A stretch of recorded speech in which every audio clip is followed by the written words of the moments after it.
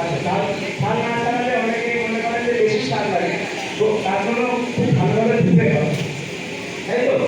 তো এই যে ঝালটা যখন ছড়ানো হয়, তো আপনাদের লক্ষ্য রাখতে হবে যে এই যে ঝালটা যতটা পরিমাণে কম ফেলা যায়, ঠিক আছে? এটা হচ্ছে ফুড কস্টিং বলা হয়, যে আপনি যারা বাচ্চাদের জন্য তৈরি করছেন, মায়েদের জন্য তৈরি করছেন, তাই তৈরি করেন না কেন, যতটা কম ফেলে খাবারটাকে তৈরি করা যায়। কারণ আপনি যদি বেশি ফেলে দেন, পরীক্ষায় আসতে পারে, ঠিক আছে? কালকে এই জিনিসটা খুব কঠিনটা আসতে পারে, হবে।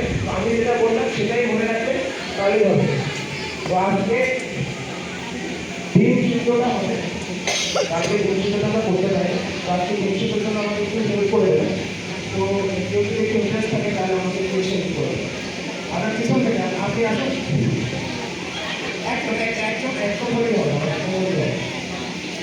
একদম আসুন, চলে আসুন। আচ্ছা, একটা খাবার আমরা আমাদের সবার বাড়িতে বাচ্চা আছে, আছে তো? মোটামুটি কম বেশি সবার বাড়িতে বাচ্চা আছে। তো একটা খাবার কিভাবে বাচ্চাকে প্রেজেন্টেশন করবে সেই খাবারটা খেতে পারবে, মানে একটু সে একটু বড় হয়েছে, কিভাবে প্রেজেন্টেশন করতে হবে, কি মনে হয়? খাবারটা কিভাবে দিতে হবে বাচ্চা খেতে পারবে? খাবারটা তার মধ্যে খাবার স্বাদটা না শেখাবে না, সেটা লবণ হবে, চাই মানে টেস্ট হবে, মশলাটা দিতে হবে। আমরা আপনাদের থেকে উদ্যোগী কেন